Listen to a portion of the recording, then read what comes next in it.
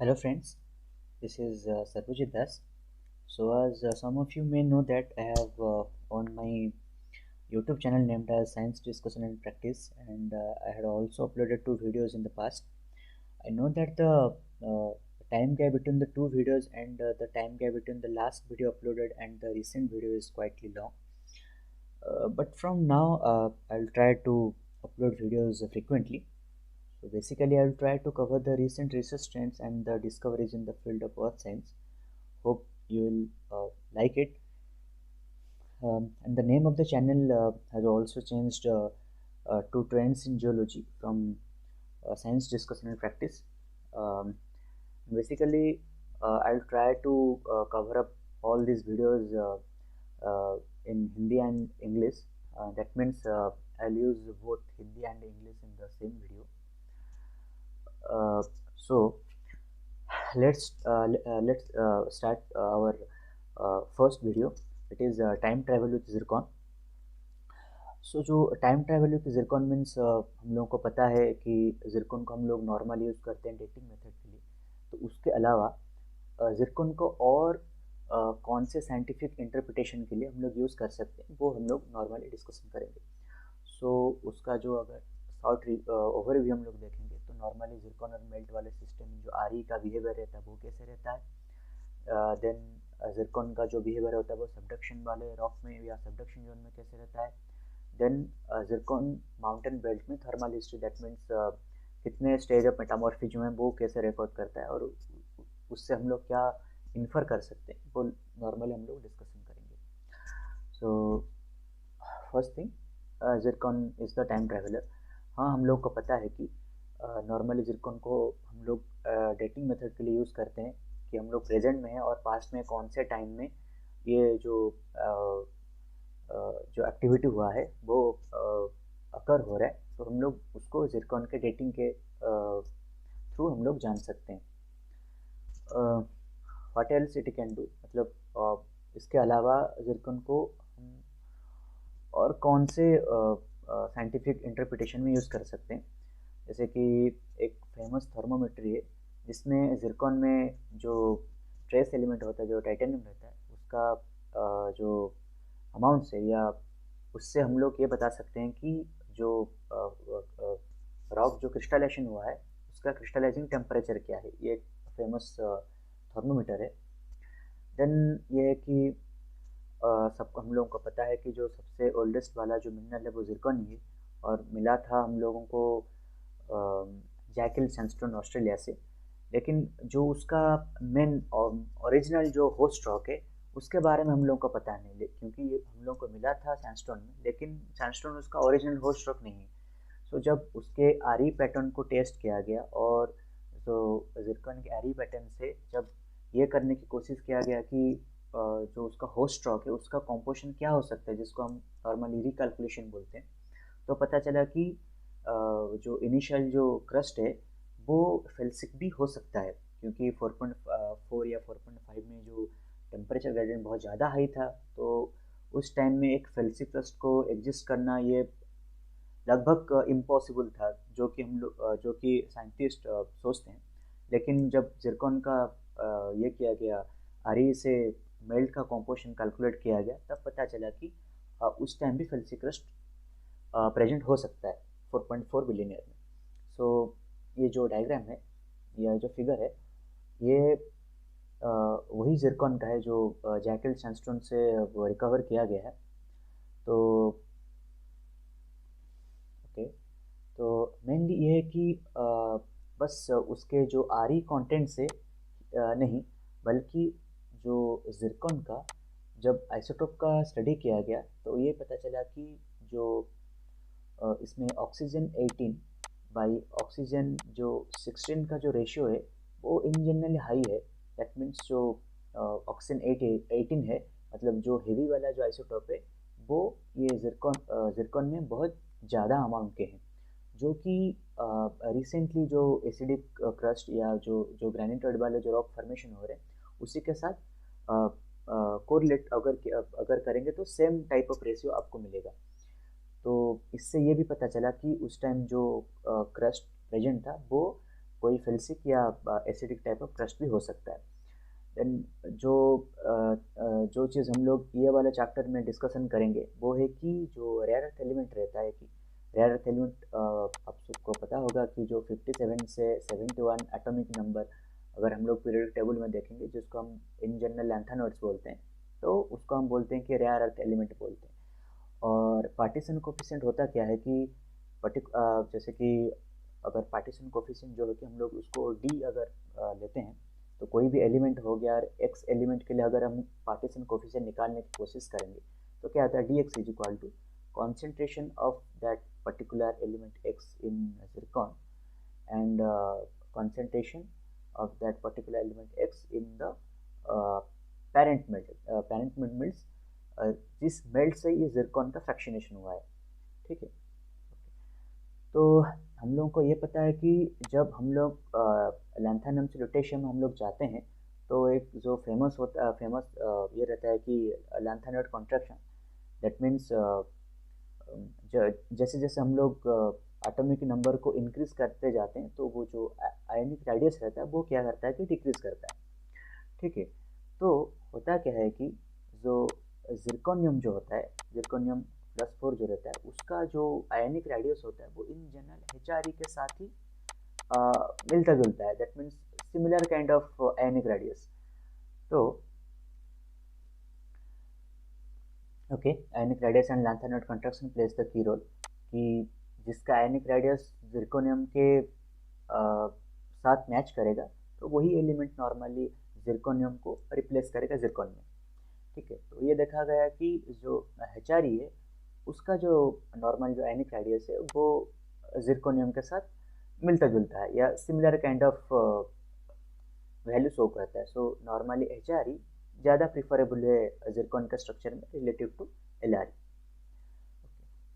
सो zircon melt partition coefficient, तो zircon melt partition coefficient में जब एक्सपेरिमेंटली देखा गया, तो जो रिसर्चर्स हैं वो उन लोगों को ये मिला कि similar kind of rock type में जो RE का जो पार्टीशन कोफिशिएंट है वो 2 to 6 ऑर्डर वेरी कर रहा था। फॉर एग्जांपल अगर हम लोग ये सोचेंगे कि कोई ग्रेनिटॉइड वाला रॉक है या कोई एसिडिक वाला रॉक है, या उसका जो टोटल रॉक सूट लाइक ग्रेनिटॉइड हो गया, देन ग्रेनोडायोराइट हो गया, ऑल्सो मोंजोनाइट हो गया, जैसे कि similar kind of rock suit जो है, अगर उसको देखेंगे आप, अगर किम्बरलाइट हो गया और कार्बोनेटाइट हो गया, देन बसाल्ट, गैब्रो, डोलेराइट, ये टाइप को, जैसे कि similar kind of rock suit में क्या देखा गया कि जो पार्टीशन कोफिशिएंट जो है वो 2 to 6 टाइम्स, इवन कुछ कुछ एक्सपेरिमेंट में ये 8 टाइम्स भी मतलब इंक्रीज करता हुआ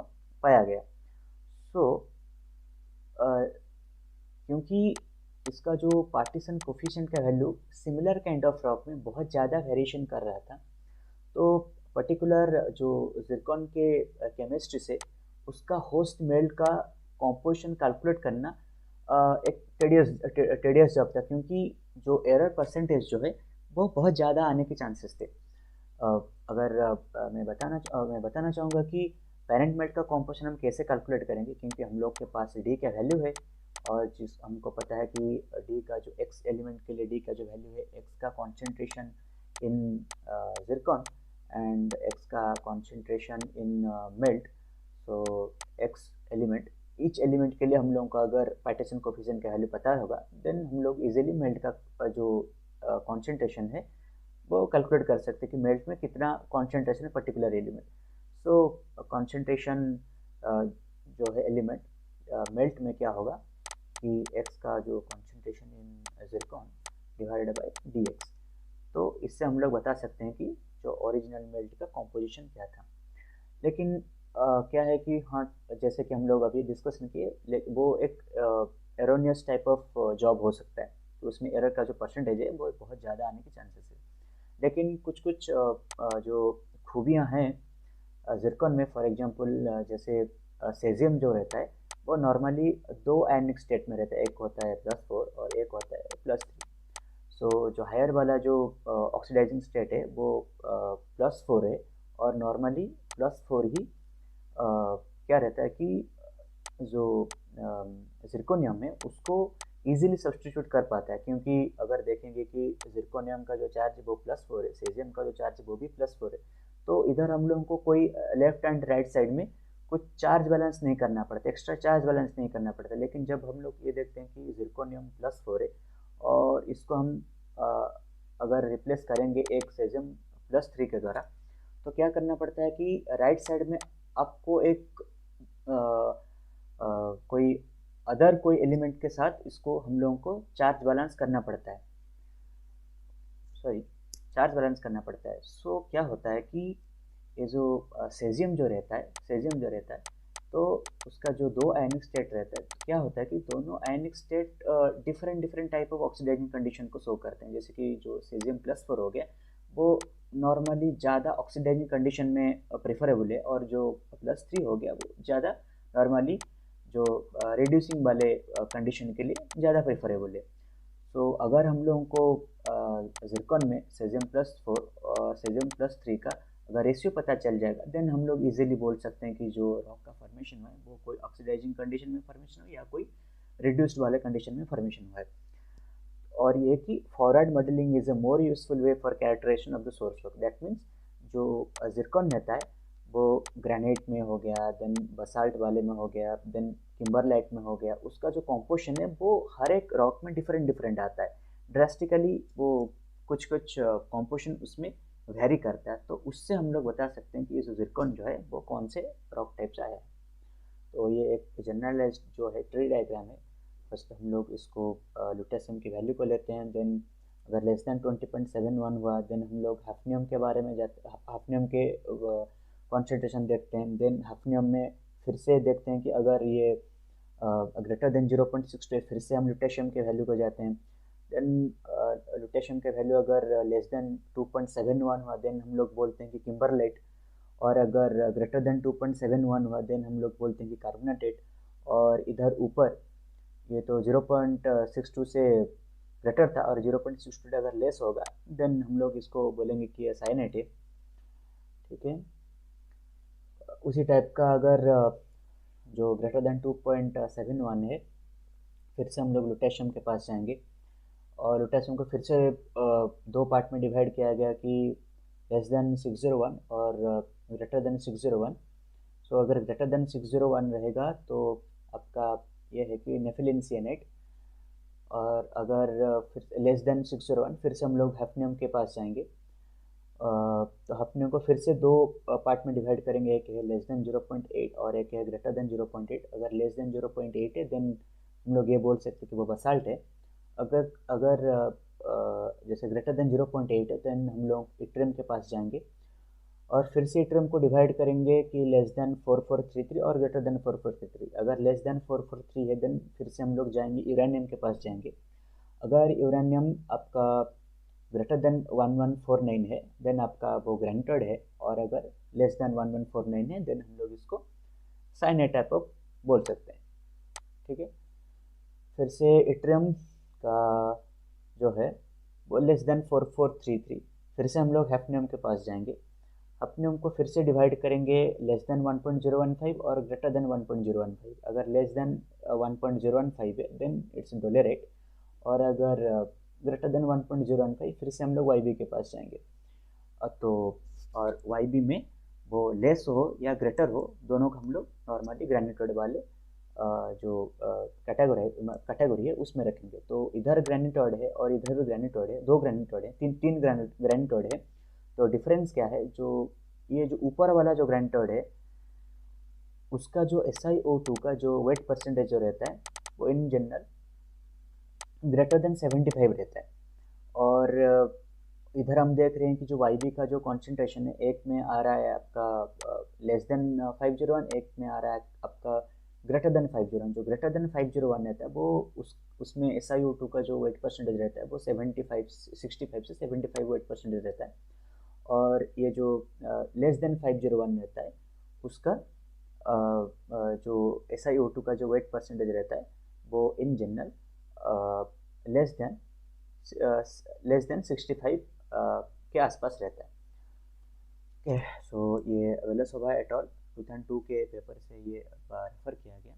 और नेक्स्ट क्लास में नेक्स्ट वाले वीडियो में हम लोग ये डिस्कशन करेंगे कि जो जिरकॉन का जो बिहेवियर रहता है सबडक्शन जोन में, वो हम लोग कैसे उसको इन्फर करेंगे और उसको साइंटिफिकली कैसे या उसमें से क्या हम लोग पा सकते हैं। So I thank you for listening.